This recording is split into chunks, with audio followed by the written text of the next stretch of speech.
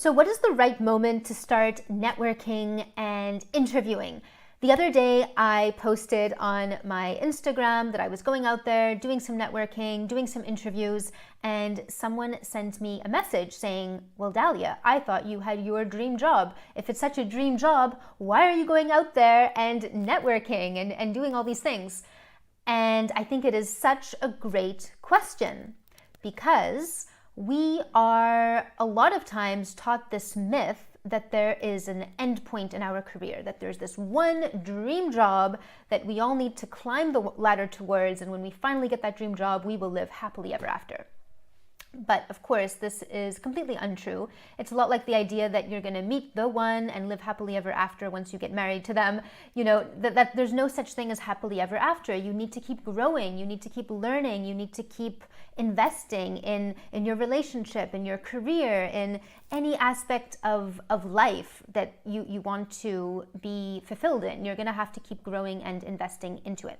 So your career is the same thing. And what that means is that you don't want to see your career as this end point, like I'm going to struggle, not really enjoy my job or have something kind of mediocre all the way until I finally get my dream job and then I'll be happy, because that's never going to happen. What you want to do is figure out what's going to make me happy, what's really the dream job for right now, what's the right step for right now. Obviously, you set into your vision the future ideas you have for maybe your next steps, and then you go out there and you want to make that next step happen. And then what you want to do is keep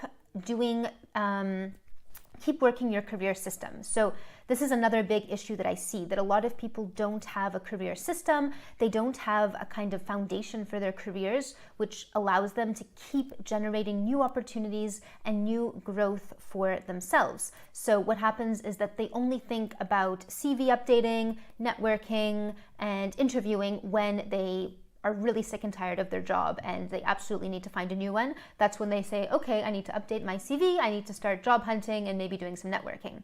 But actually, when you have a really successful career, one of the pillars of that is that you do these things naturally even when things are good.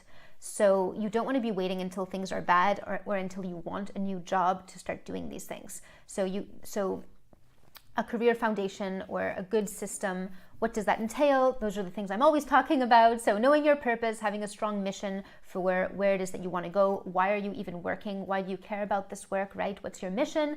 Number 2, having a strong brand. And then number 3 is accessing the hidden job market. So these are things that should be lined up even before you decide that you want to start looking for a new job.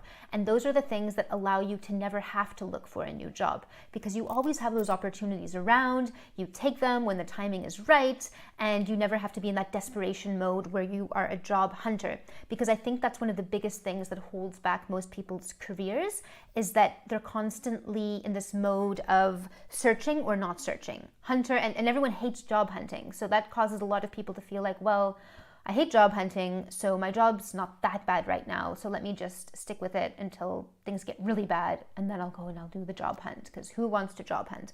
And that's basically why so many people are stuck in mediocrity.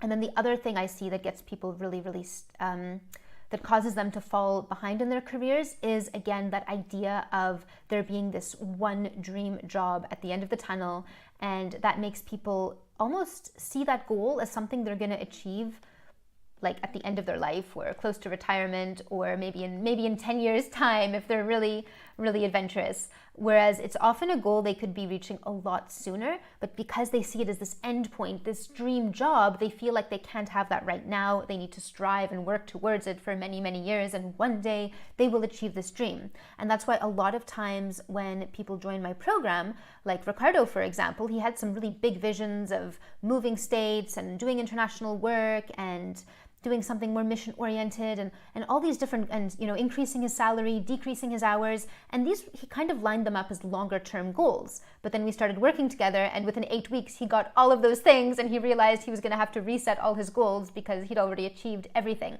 And so a lot of the times when people actually start implementing these these tools and these routines and just getting everything into alignment in terms of where they want to go and their professional skill set and their branding, all these goals can come into reality a lot sooner than you might have thought. And you realize that that dream job is more like a dream journey, and there are going to be lots of different exciting things that happen along that journey, experiences that you get to have, but it's not this one endpoint, if that makes sense. So I hope that this was helpful. Let me know below, and I'll see you on the